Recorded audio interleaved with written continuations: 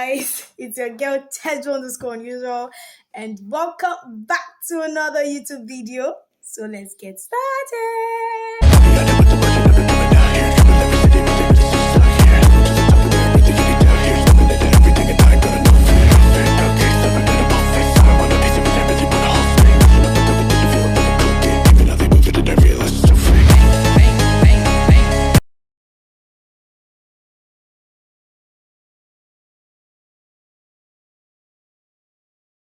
Welcome back to my YouTube video, guys.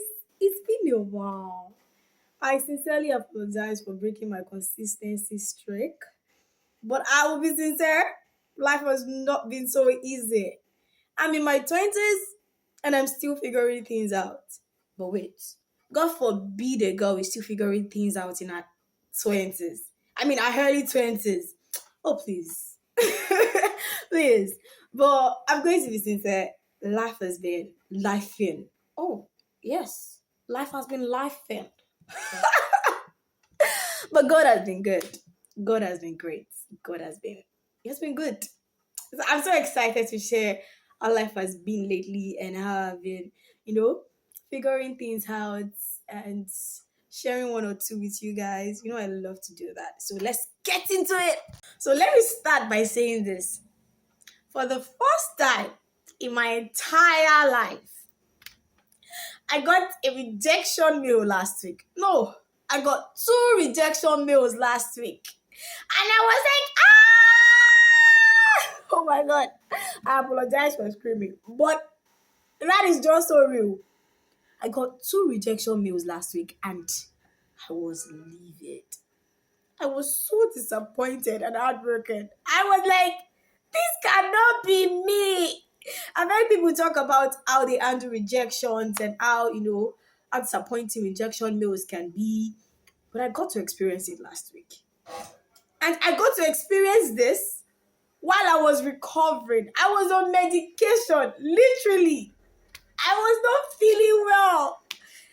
I couldn't even cry because why would I? I've come to realize that, rejection mail or rejection mails, they're not the end of the world. Like, I feel like it is inevitable. You'd experience it at one point in your life. I think it happened mostly in your 20s. Because, of course, you're still trying to figure things out. You're still trying to do more things to be able to add to your CV. You're still trying to figure out life itself. So, like, you're prone to make mistakes more in your 20s. So many mistakes. But, like, it is okay. It is fine. As long as God is in your story, as long as you're including God in the story, you're going to be fine. Don't let anybody, like, bamboozle you with the fact that, rejection mails you can avoid them. Okay. I can assure you that at one point in that person's life, that person has gotten a rejection mail. That person has gotten a rejection mail. But it's okay. It's fine. It might not come in form of mail. You understand? It might come in another form. But at one point in our lives, we've all experienced that rejection. And it sucks. It really sucks. But it is what it is, I think you start figuring out in your 20s is how tiring things can be. Like, you're just tired for no reason. And even when you have reasons, those things are actually tiring. Like, they are stressful. And the only thing that can keep you sane at that time or during that time is God. I'm even going to be very frank with you. God, and then good people around.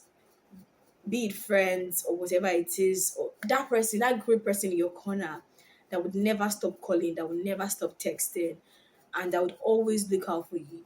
Are you fine? Are you good? I know things are difficult. Those short messages, I know things are difficult, but like, you would ace it.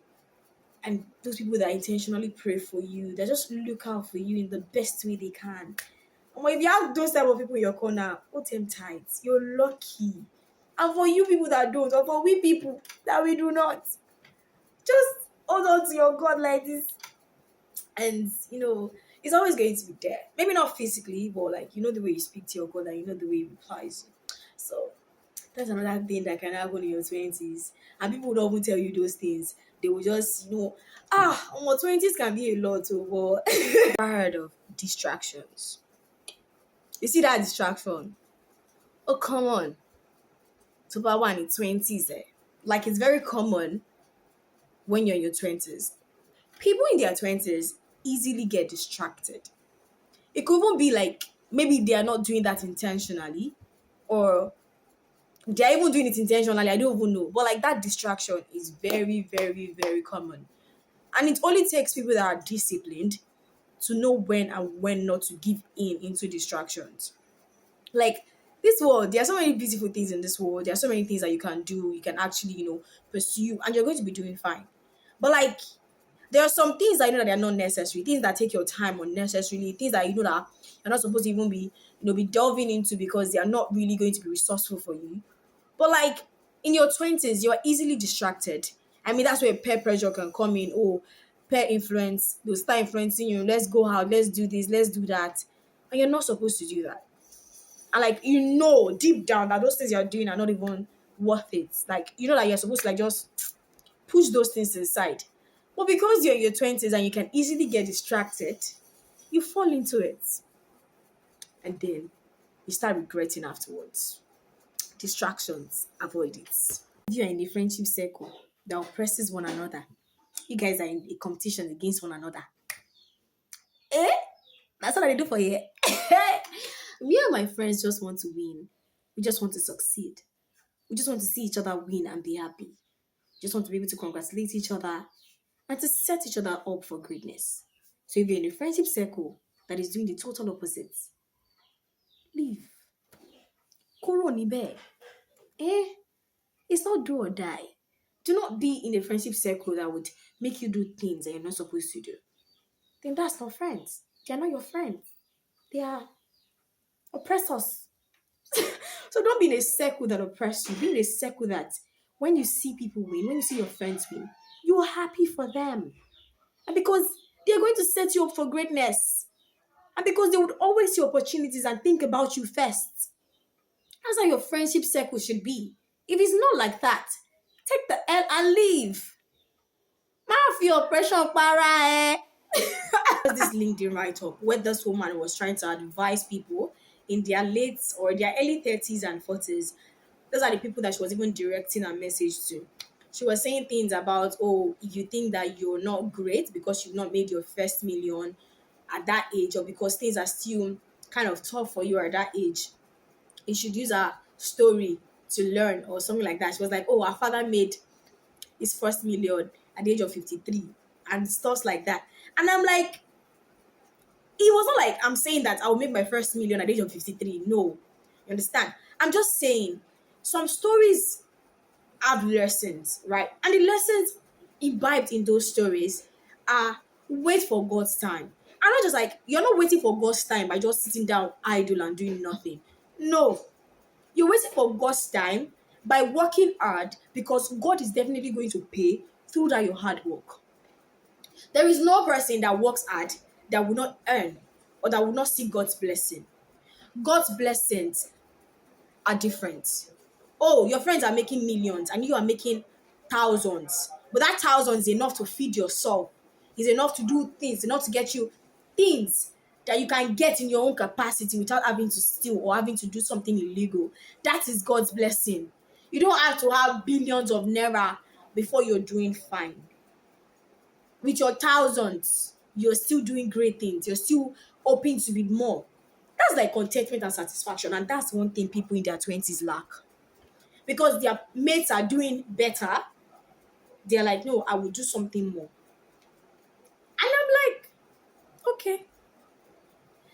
We're not going to even try to deny the fact that the rate at which younger people get money these days are so illegal that you don't even want to delve into that. But story for another day. Well, listen, we don't judge. So to my fellow 20s, still figuring it out, or about to be 20s, just know something. You're doing just great. Maybe people are not telling you enough, but like, I love your tenacity. I love your commitment and I love your attitude towards greatness. You're going places, you're going to shine, continue to be the star that you are because the world is not even ready for you. When we eat it big, we're going to always remember this moment and be like, guess what? We passed through it and like we survived. We were victorious, we conquered. And that's like the beauty of it all. So don't be too hard on yourself. Take a break when you need to. Recover if you need to recover. Use medications and always make sure that you speak to your doctor. I mean, tell them what is wrong and if you need to take drugs, if you need to rest, they would let you know. Take a break when you need to take a break. Breathe. Talk to God when things seem tough. Talk to your loved ones, people that are always rooting for you. I think one of the beauty of being a great person or being or taking a step toward greatness is having people that are rooting for them. Those little words of encouragement, those little words of I'm here when you need me really does great things. And you do not want to miss it. In all, you're great and I know it. And you're not ready for what God is about to do for you. I love you and I'm rooting for you greatly. This is Steady_Unusual. I'm in my 20s and I'm still figuring it out. I made this video because I had the inspiration to, and I'm certain I'd always come back to it, listen to it, and remind myself of how great I'm doing. So if this video is helpful to you, make sure you like, comment, share, and subscribe. I love y'all. Bye.